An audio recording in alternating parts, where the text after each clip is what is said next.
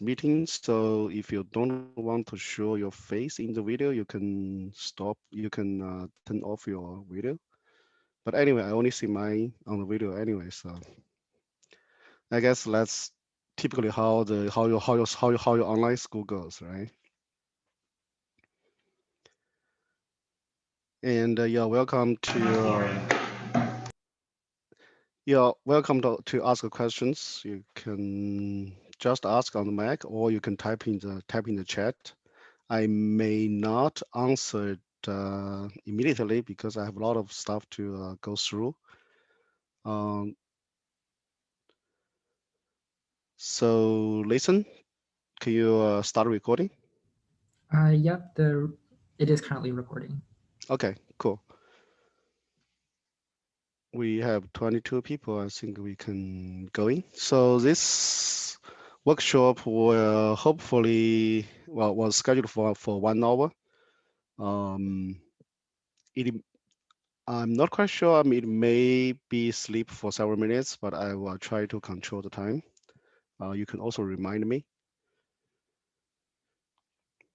Uh, yeah, before I start, just I'm very glad you guys choose to do this, and it's a very good opportunities to get a glimpse of how the computing, how the IT works, how IT world works.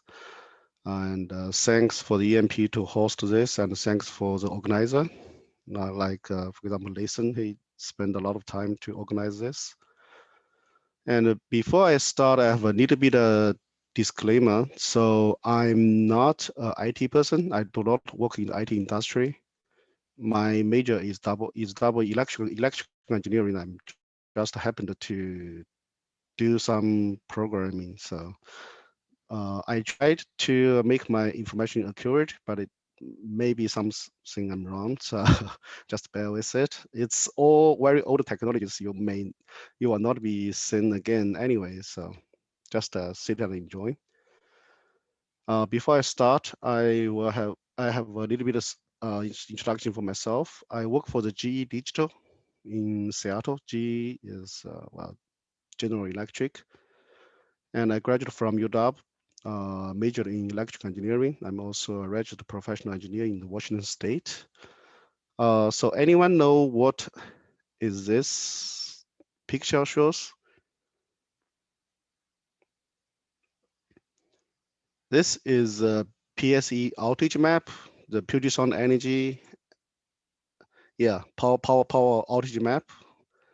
You can see those red things means you are out of power, and if you click on it, it will give you a start time and why it has you lost the power and what is the current status. Because I know many of you have lost the power, and some of people are still without the power. So that's what my daily job do. I'm developing software for the we call the distribution management system and outage management system. So if you see a PSE outage map, those are we are the person behind it. My first experience with computers was VOX 11 super mini computers in college 30 years ago. So that's a very long time. I spent many hours in college to learn how to program and many hours to play computer games. I hope you, well, I know many of you are should also enjoy playing games, but don't let the game dominate your life. So a little bit of game is good, but have some limit. I have written 2 books in Chinese related to computer games. I'm interested to share my experience. Outside of my daily job, I enjoy different outdoor activities, including those things, and I also enjoy growing together with my 2 children. I hope they are still here, listen to me. And this is the main reason I worked with EMP Group in the past decades. Wow, that's pretty long. Okay, let's start. Here's the content. I have 3 parts. The first one is computers and programming 30 years ago. What did it look like and how did they work? The second part is a function of GameBusters, which is a game tool.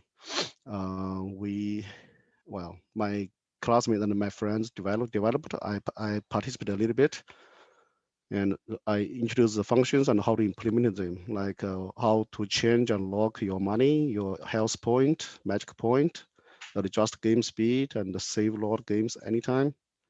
How to use mouse to emulate your key, your keyboard entry, and how to lock your key, and how to simulate the key combinations. Um, well, of course, those are the techniques 30 years ago, which cannot be used now at all. But I think the ideas behind those are very interesting, and maybe it's a good learning for you guys.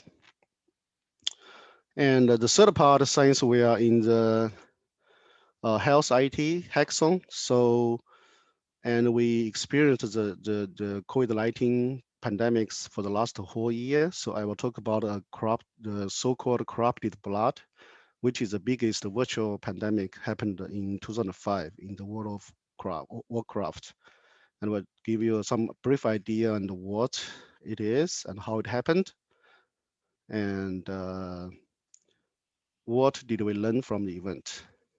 And you can guess probably not much. Okay, let's start. So this one is the first computers which can be programmed. It's called ENIAC. It's in 1945.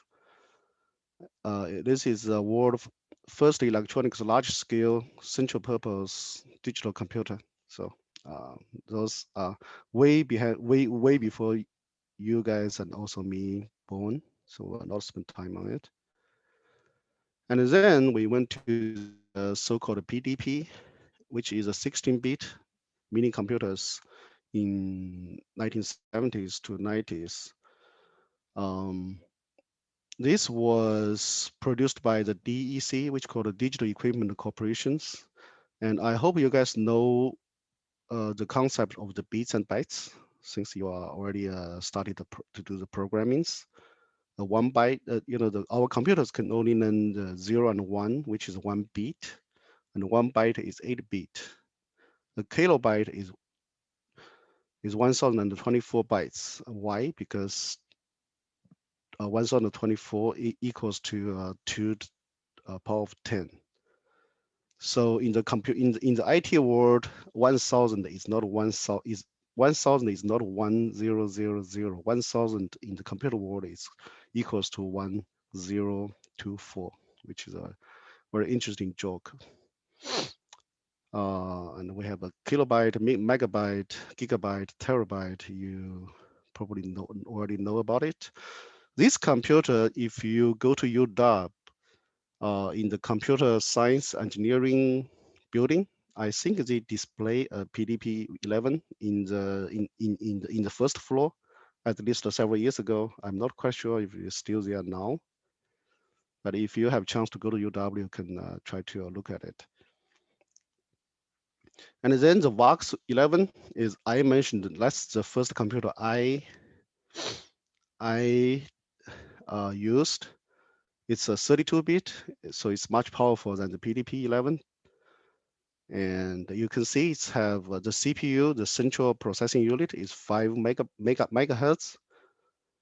And well, compared to our phone, if you have an iPhone, you know your phone right now have 5 gigahertz about. So it's one is your phone is already 1,000 times faster than this so-called super mini computers. And these computers can be shared by multiple users through different terminals. So at that time, when we need to use the machine, we need to change our shoes and or, or, or, or or put a plastic bag on the shoes and go into the computers, go to the terminals. And then we come to the personal computers, so which you can have a computer at your home by yourself. This is an Apple II from Apple company. And then in 1984, that's the year of the time says the year of machine. This is revolutionary product called IBM PCX XT, and you can see the memory is very small. It's a 640 kilo RAM. Think about it. Your phone have thousands of memories on this, and the floppy disk is looks like this. It cannot even store one of your photos taken by your phone. And after that, we get the PC80. This is a 6,000 machine, $6,000 machine. And after that, I will go through this quickly because I think the last two parts are more interesting. So and this one is using advanced processings, and the floppy disk changed to a smaller one. So this, if you use a word or anything, you can see the icon, save icon here. The save icon is the floppy disk here. Yeah. And after that, the computers just keep revolving. We have uh, 486, we have Pentium, Celeron. They changed the name because they have the intercompany have to patent their product. Otherwise, other companies can just use the same technology and get their market share. And then the CD-ROM was invented, and MP3s, you can listen to songs, and the USB storage, and then Wi-Fi, and much more we have during this year, during these decades. We have new technologies happening every day, and I hope you guys are interested, and you will also advance the technologies. So we talked about the hardwares and then the softwares, computer language. Uh, I suppose you already know what is computer programming language. You already know how to do a basic Java and Python programming. In the earlier languages, the first language is called COBOL. The inventor, the name is Grace Hopper, which is a woman. And right now they have an annual event called Grace Hopper Celebration of Women in Computing. So it happens every year. It attracts a lot of female women's professionals in the computer world. So which is very interesting. If you have a chance, you should be able you prepare to join. And also another thing I want to mention is the first program. People think the first program, the name is Ada Lovelace. You can tell from the name is also a woman. So that's great. So don't don't think women cannot programming. So women are the first programmers, and they invented the first programming language. And then early languages also have Fortran, Lisp, C, and Basic. And then we have many more computer languages. You already know C++, C Sharp, and you already know Python, Java. Those are very common these days. And you will have workshop on advanced Java, I believe, or advanced Python. So, but my first language, what I learned from college is called Pascal. So this was the name was come from the mathematician Pascal, and it looks like this. It is. I like because it looks very beautiful, elegant. It's a standard educational language in the college during my time, but no one used it now. It's mostly replaced by C and C++. Another type of a language is assembly language. Assembly language is a very low-level programming language designed for a specific type of processor. We all know the computers can only read zero and ones, and those assembly languages are a little bit better than zero and ones. So people can write those languages, or they can compile from your Python language or the C language. Uh, it is very specific to one type of computers, but it is very fast. operation system is a primary software that manages all the hardwares and softwares of the computer. You can see from the icons. I hope you can identify of them. That's Windows, that's iOS from Apple, that's Android, and this is Linux. So this is interface with computers hardwares and processings with applications you can use. So it's kind of the middleman between you and the computer. So it will try to inter try to explain what you type on the keyboard and then send it to the applications. Back in the old days, we have the DOS, which represents the abbreviation of disk operation system. Uh, we have MS-DOS, that's from Microsoft. We all know Bill Gates. Well, he didn't write the MS-DOS, but he bought it from someone, and then they sold it to the IBM. So, but IBM also developed his own, rebranded it as a PC-DOS. PC stands for the personal computers, and also they have other type of the operation systems. And then in 1985, a revolution of Windows programs comes in. That's how the Microsoft getting bigger. And I know many of your parents are working in the Microsoft. You can easily see the difference. It's a graphic interface versus text. And also it is a multitask versus single task. So in the DOS, you can only do one thing at one time. You write your program, you open your editor, and after you write it, you have to close it, close the notepad, and then do another thing. But in the Windows, it's a multitask. You can open multiple program, run multiple program in the same time, and then you can switch them. That's a revolutionary thing. Uh, so, and then here is a very advanced technique called terminate and state residence. You don't have, if you don't understand, that's fine, because it comes from a very famous book named Undocumented DOS. It's something, it is something hidden by the Microsoft developers. They don't want others people to know.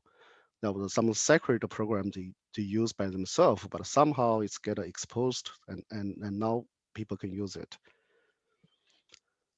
This technique, in this technique, you can run a program in the DOS and close it, but it is still stay in the memory, so you can switch to that program later. So this is kind of a hack way to overcome DOS limitation of exactly one program. So you can run the multiple programs. Why we talk about this? Because our game tools is trying to do something very similar. Right? You are running a game and you try to do some cheating, or you try to modify something. You cannot end your game and then run your tools. You have to run the tools when you are on the game at the same time. So you have to be able to switch between two programs. So that's how the TSRs programs are useful. How does it work? You can see a program is going like this, and then if you press a key on the keyboard, it will have an interrupt event, and then there was interrupt service subroutines will run something like if you type A and then it will say, oh, okay, you typed A and I will display on the display, I will write A, something like that. So what you do is to the red program is you wrote and you hijacked the computer flow. So when in the computer keyboard you press A, it will not jump to the purple ones. You will jump to the red ones. That's your program. You can do something first and then return and then give your control to the purple one. It is it can be do a very good thing or it can be very bad. So I know in the DOS area, a lot of virus are doing this way. We just are trying to stay in the memory and monitor what you do and trying to do some harmful things for you on the computer. Game tools, 20 minutes. Okay, well, I think we're on time. Um, Game tools is something can change the normal game flow. I hope you guys enjoy playing games. And sometimes, it's very time consuming, right? To earn some monies and to kill the enemies. Sometimes you may think, oh, if I have a tools, I can get a lot of money for free. That would be good, right? That's what game tools do. But remember the difference of the tools and mode and cheating.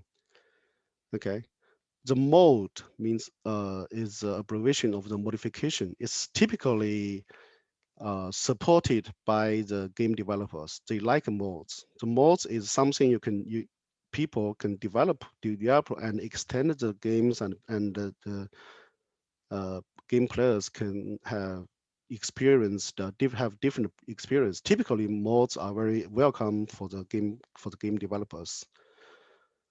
Uh, Cheating, mostly for online games, is not allowed. Please don't do that because that is very unfair to other people. And if the game company find out you're cheating, your account may be locked and deleted. So don't do that. Tools is mostly for the single machine game, which is a question mark. Some people like it, some people don't. Some people say, "Oh, you play a game, you should just follow the rules, follow what game developers do." And some people says it's a single machine game, so I can do whatever I want. I have no harm for other people. So I personally think it's okay. Just use your judgment, but don't cheat when you play online games.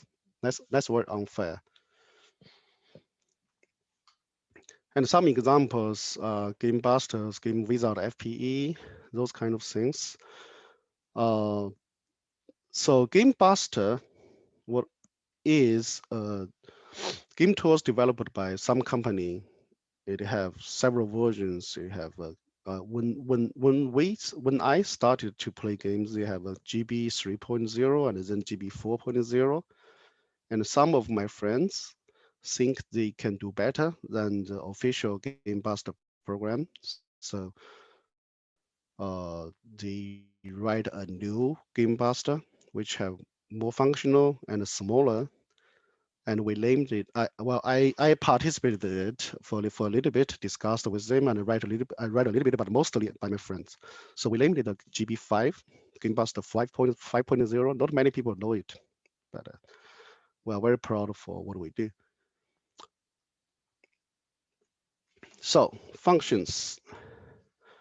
And in the games, you have those HPs, stands for health point, and MP for the magic point. The health point is what is your health, and if enemy hit you, your health point will reduce, and if it reduce to zero, you may die, right?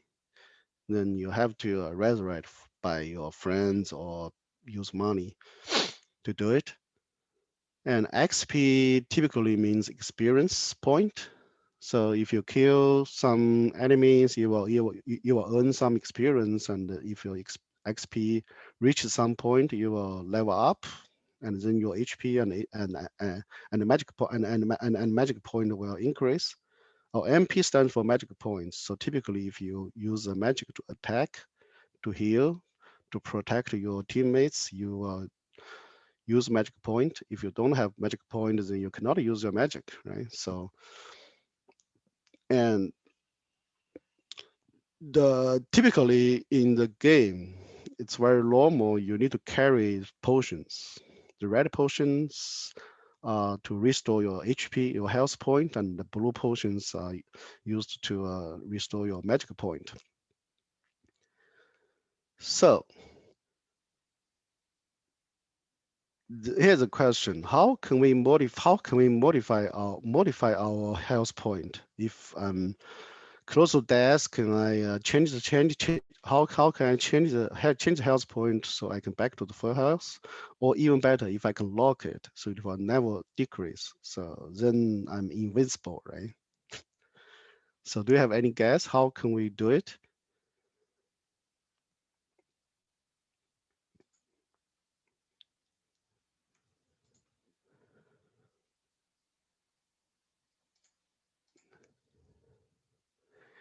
Well, heal is one thing, right? If you heal, you will consume your magic power,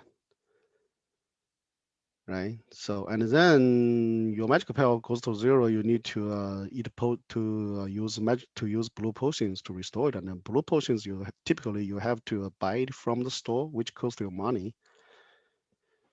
So yeah, that's great. Make a program to change the values, but yeah, and make the health a constant var. So, but how? But where can we find it?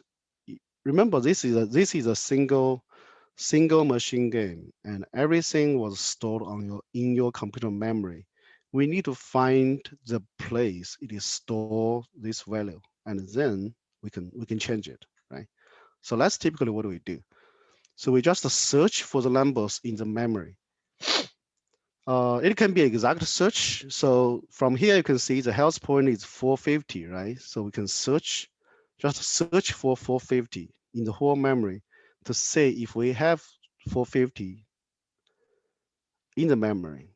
If we are lucky, we can find one address, so which one position to store 450. This may be the health point we are looking for, right?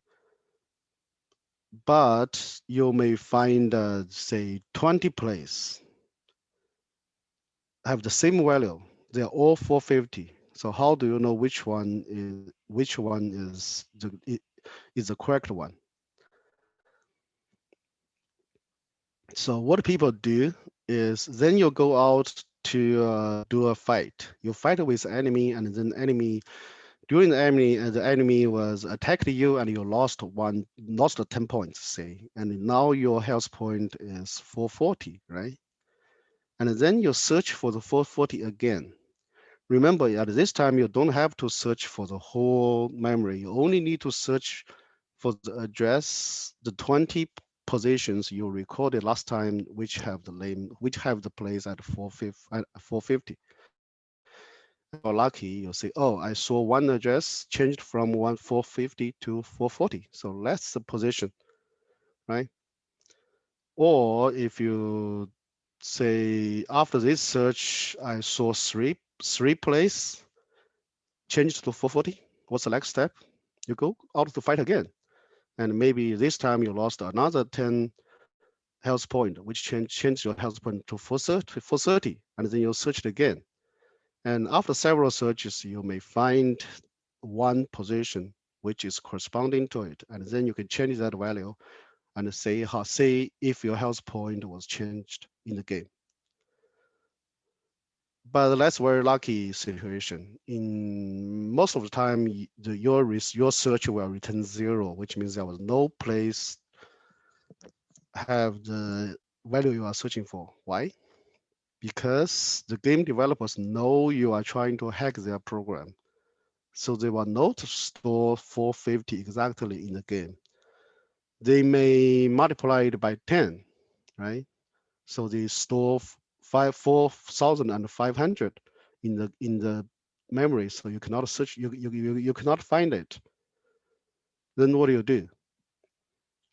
Then we have something called a fuzzy search, which we just say, okay, well,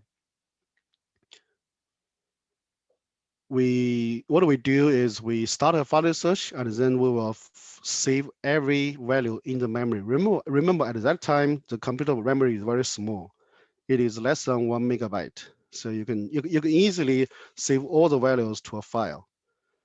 And then you go out to kill to fight with enemy, and typically your health point will reduce.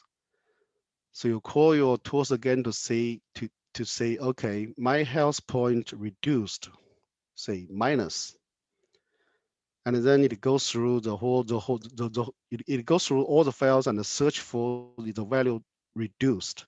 It's not reduced exactly to 440, but I just record everything reduced, right? And then after a while, you go to kill another ones, it will reduce again.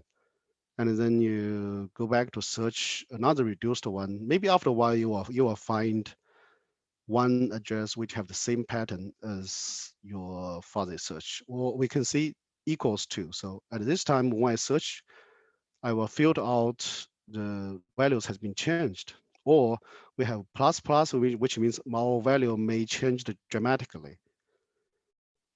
Right? You can see this called a fuzzy search is not accurate, but if you try it multiple times, it may be able to find the address. So after you find the address, you can easily modify the value, right? So now you can change your value back to 450, and every time you go to kill your enemy, you can change it back. Another way is to lock. Right? If I can lock my health point at 450, then I mean invisible, right? I will never die. So how? So you can have your computer, you can have your tools to periodically change the value back. Every time an enemy kills you, and then you can go into your tool, and the tool will automatically change it back. Or if there was some way you can find the code that changes the value, and then you can replace the program with no operation statement, which is a nope in the which means no operation in the assembly language. So at that time when enemy was hitting you and the program was supposed to reduce your health point, but that's been changed by the tool to load operation, so it will do nothing. And then your health point was locked. So that's one way you can do it on the same thing on the health point, magic point, experience point, and the money, right? You can have infinite money in this way. But remember, this is a single machine game. You can only play by yourself, right? For the games nowadays, is typically you need to connect it to a server, and everything was stored on the server. So those methods have no use at all because you cannot change the values on the server. Even if you change your values on your program, but when you shut down, it will periodically synchronize with the value on the server. If it is not synchronized, then they will find out you are cheated.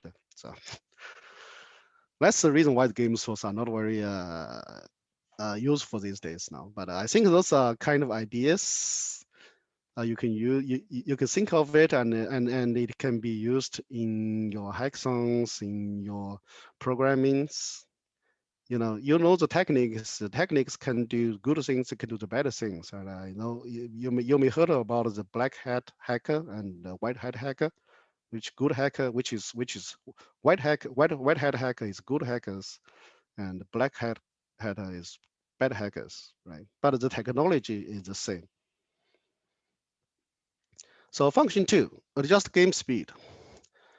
So for example, in one game, you need to press arrows on the keyboard, and then your figures will move on the screen, right? And you think, oh, he moves too slow. How can I increase the speed so it can move faster? So typically in the game, in the program, it will have a while loop says, oh, if the key was pressed, it will move and then sleep 500, which means 500 milliseconds, for example, which is half second, and then have a move again, right? So they have some waiting period between moves. So what if we want to adjust the game speed? What do? We need to cheat the computer. To cheat the computer to say, okay, if the real time has only passed 1 second, we want to cheat the computer to tell him the time already has been passed 2 seconds. So it will move, the move speed will double, right? How can we do that? This is a chip inside your computer. It's called a programmer interval timer by Intercompany.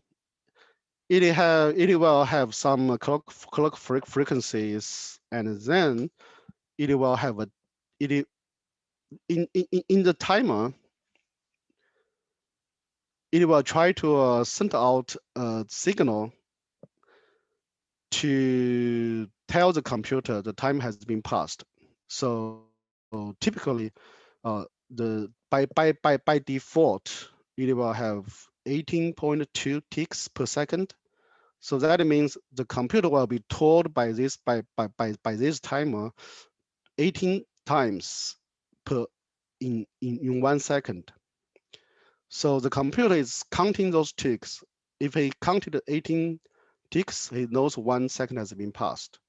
So that was one way you can program this timer. You can change some values inside the timer, so you can increase the ticks. So for example, by changing the interval times counter, we can cheat the computer how many ticks has been generated, and then we can cheat them how many seconds has been passed.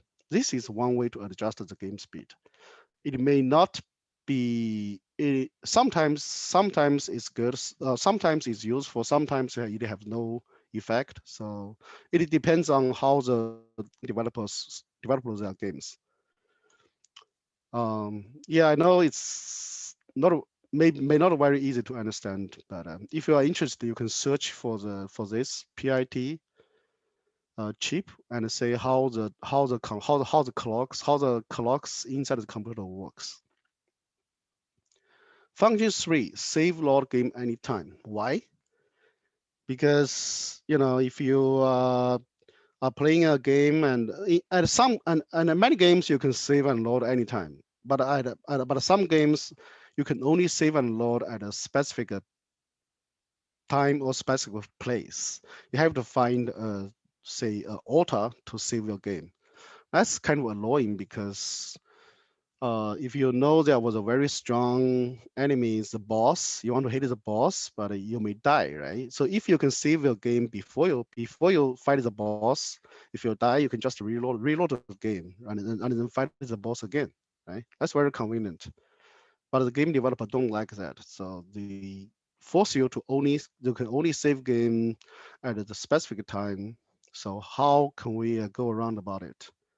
It's very easy. So when you save, you write the whole memory to a file on the disk. And then if you fight the boss and you died, you just reload it and then read the whole memory from the file again. Again, this is a single machine game. In 30 years ago, the memory is very small, less than 1 megabyte. It's not a very heavy task to perform.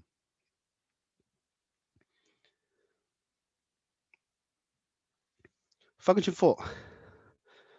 Did anyone know what is the game I show here? The two games. If you know, can you type on the chat? Type in the chat.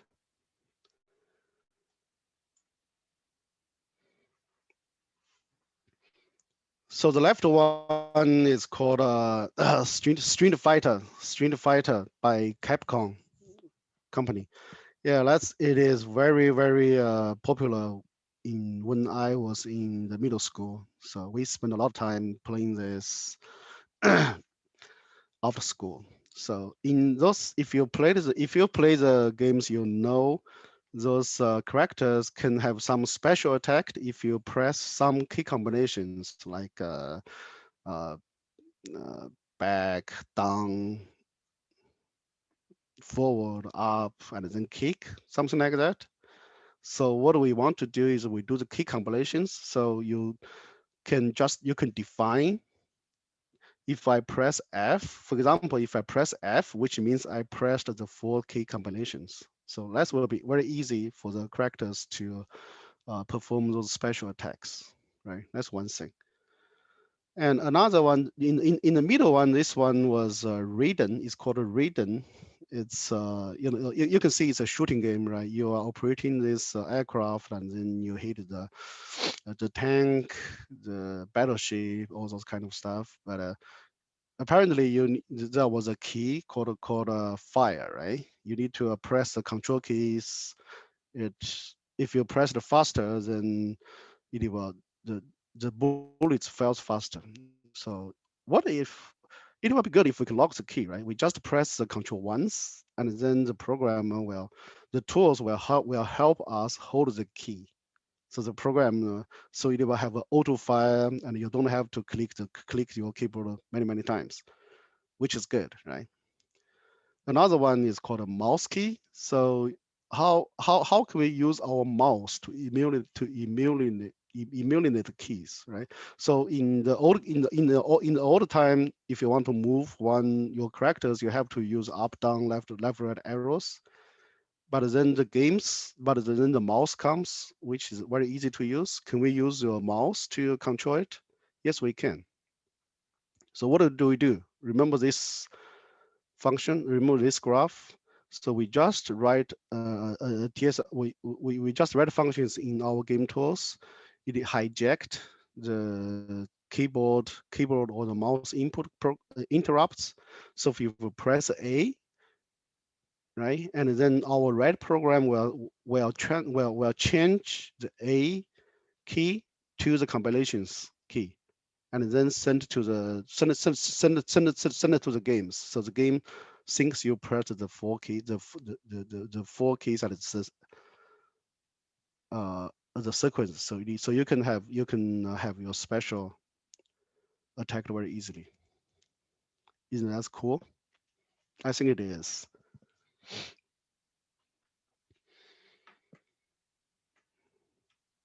Um, yeah, let's end of our game buster thing. It have some other functions, but I don't think I have time to talk about it. So now we will talk about this. How many of you heard about the Blizzard? Blizzard. Have anyone played those games before? Warcraft, Diablo, Starcraft? Anyone?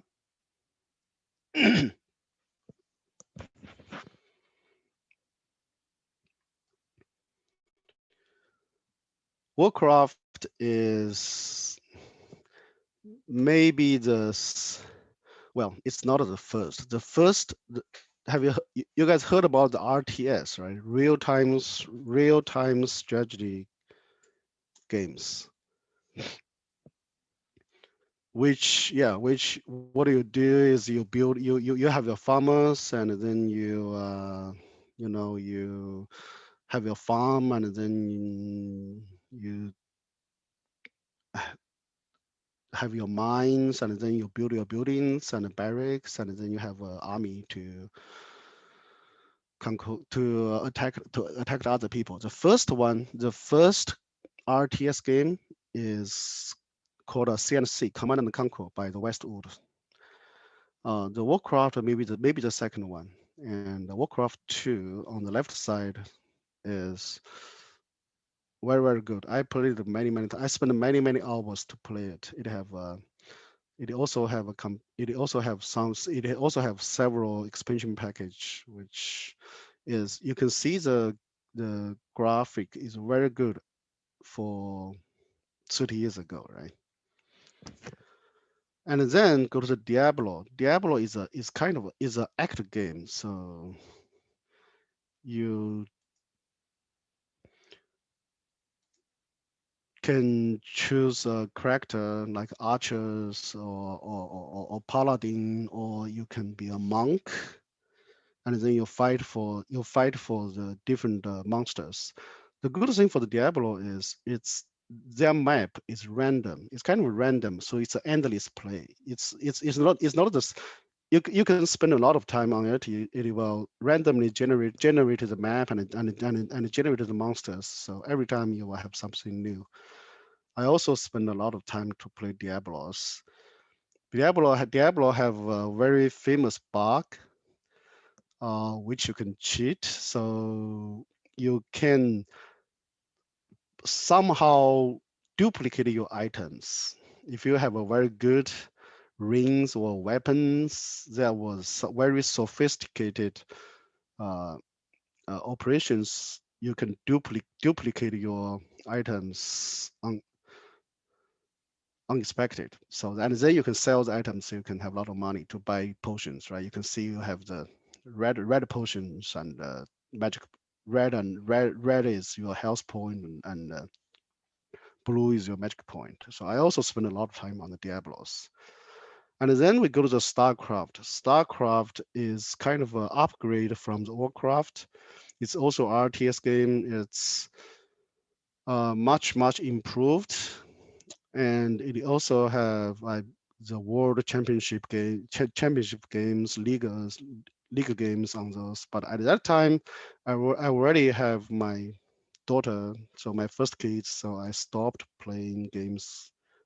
I stopped playing big games anymore, so I haven't played StarCraft and again.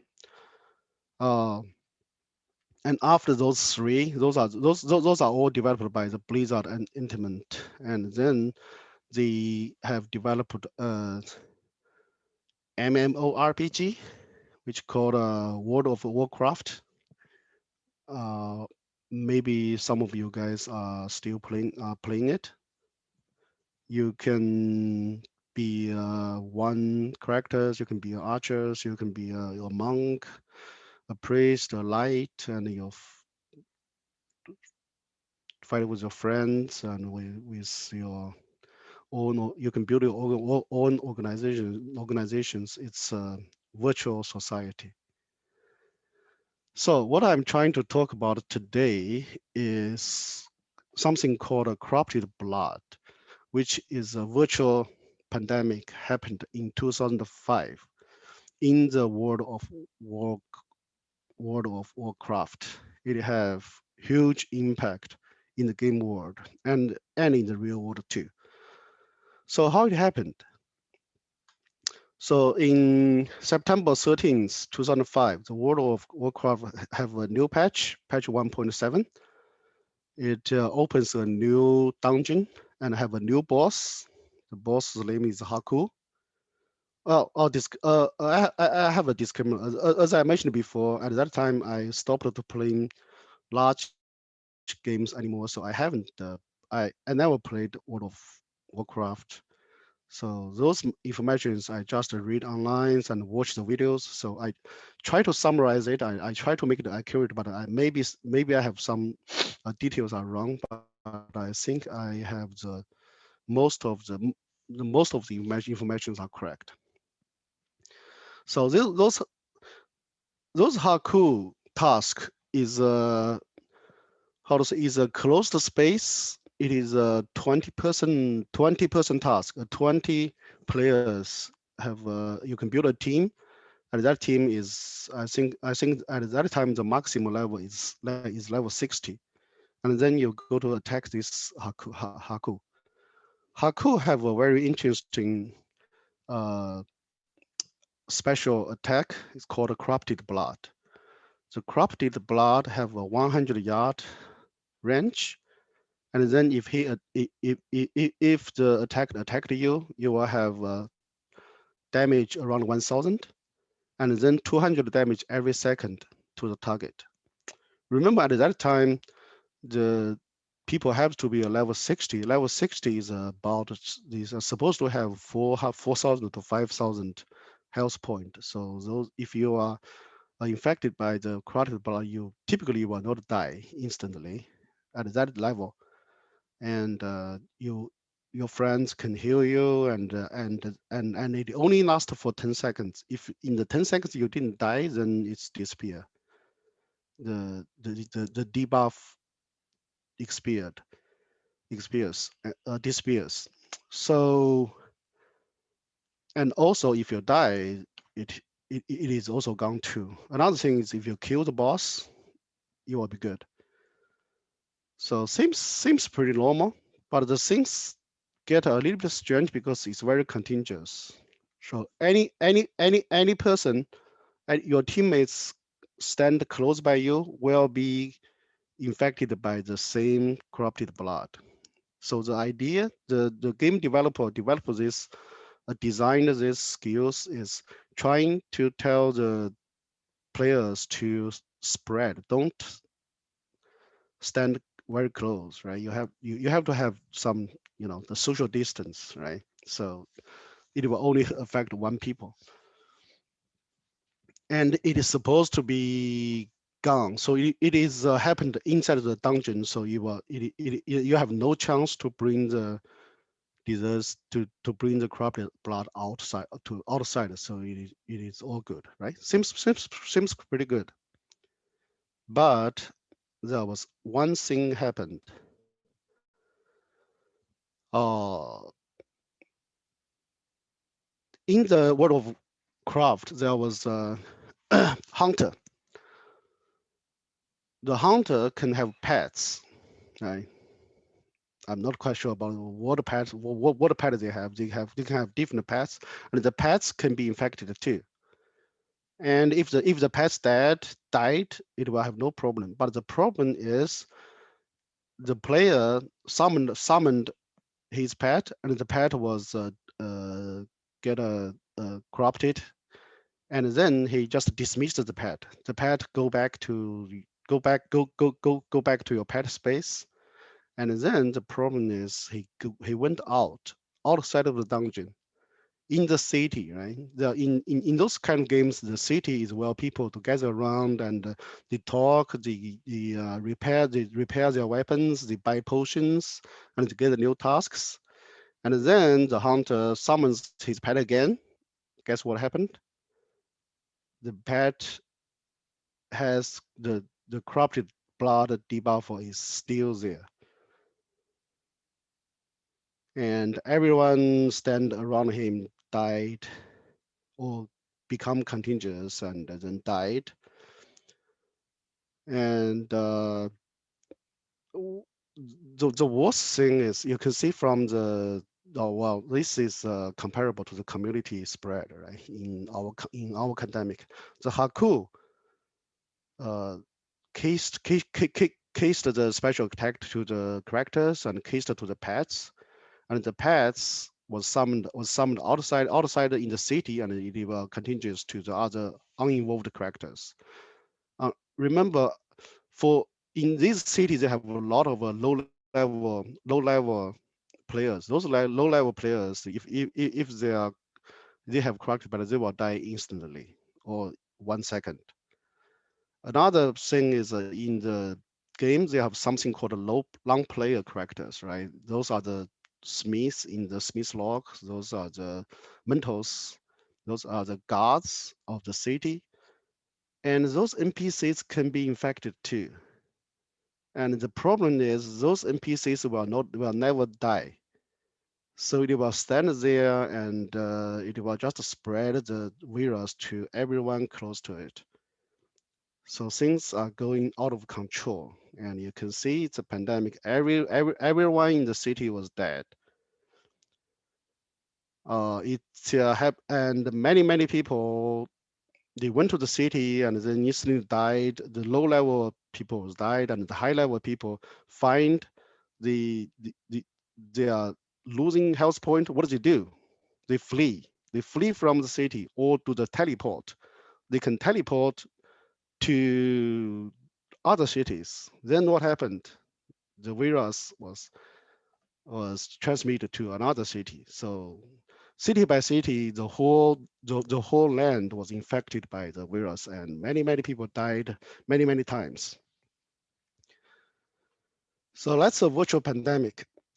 So we have some interesting observations, and because we already have the COVID-19 for the last year, I believe you are very familiar with those words.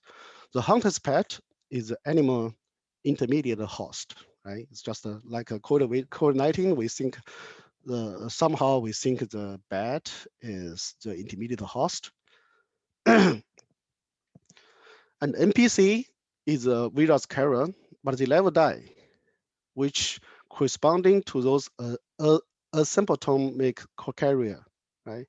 They have the virus, but they don't know about it. They think they are healthy, so they continually doing their stuff and infected and infected other many other people. And those high level players, they are infected by the virus, but it's not fatal, and they can escape from the pandemic center and teleport to other people to other place. And think about when the COVID-19 comes and people trying to flee from the city and fly to other city, fly to other country, fly to other continent. That's how the COVID-19 gets spreaded globally, right? And low-level players, if they are infected, they die instantly.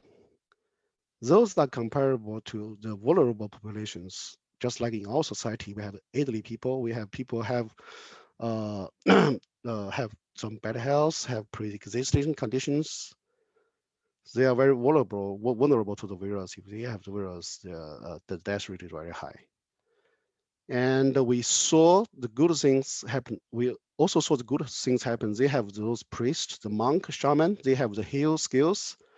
They stay in the city to heal people constantly, and it is very dangerous because they may be infected too.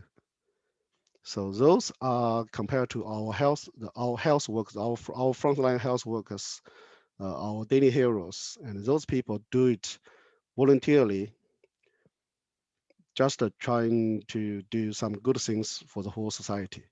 And of course, they have those bad players, right? Some players, because it's a game, right? They think, oh, it's fun. It's only 10 seconds, so let's try to spread the virus as far as we can. And some people heard about the things uh, from other cities. They flock, they purposely teleport to that city to see what happened, and then go back to their cities to spread it. Some people just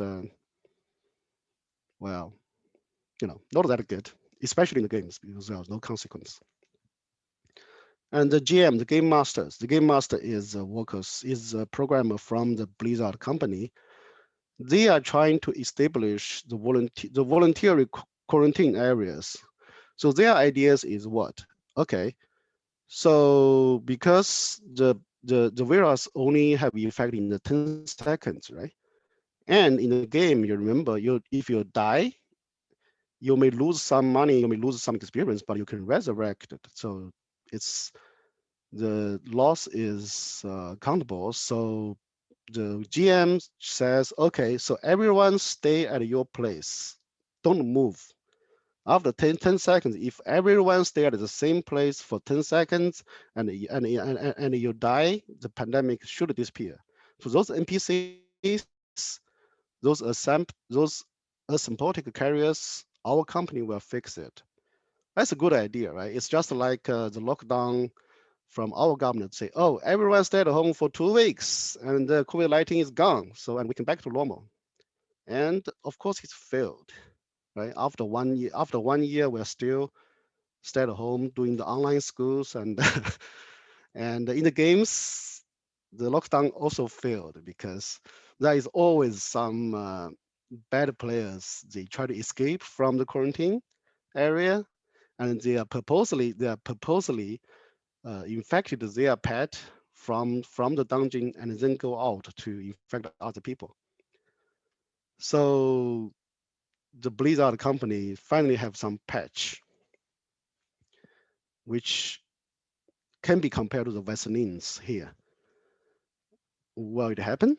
We don't know. We know the Vaselines here, but kind we are still waiting for the effect, right? So how it's ended in the patch 171.7 in September 13th, the bug introduced, and they have a patch nearly 1 month later. So say, okay, the pets cannot be the target of corrupted blood. So after that, the Blizzard think, oh, we are done. Okay, the pets cannot be the target, then it will not have impact. When everyone dies, things will be in control, and everything can back to normal. Of course, after 2 months, it haven't because there is always some people, some bad people, to try to escape, try to get infected, and then escape from quarantine and infect other people. So after another 2 months, the Blizzard company have another patch 1.9. They change the corrupted blood, so it just no longer spreads. So it will not spread at all. It is no contagious.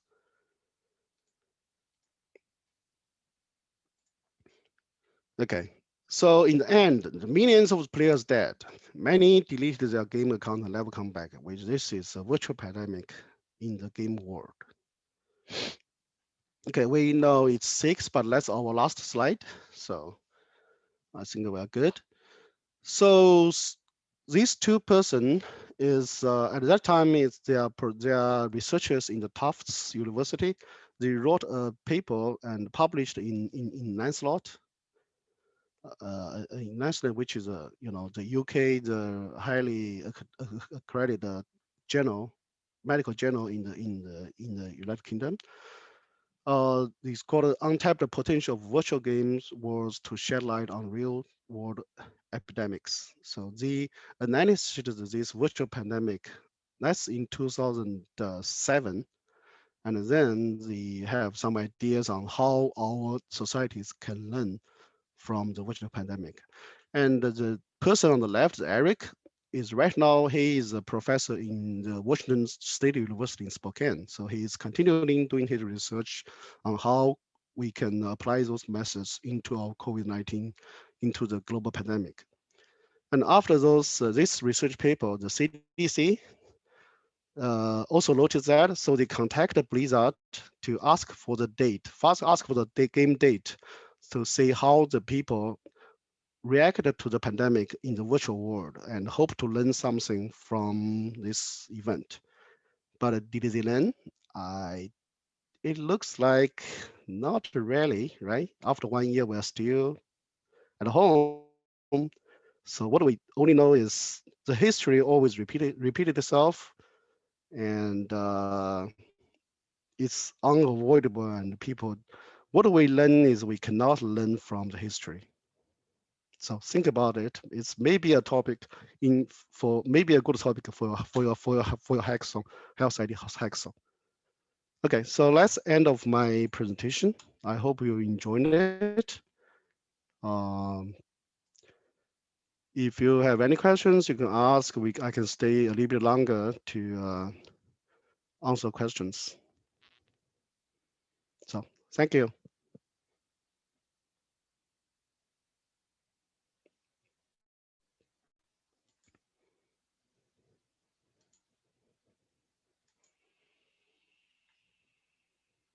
So I hope you guys enjoyed it.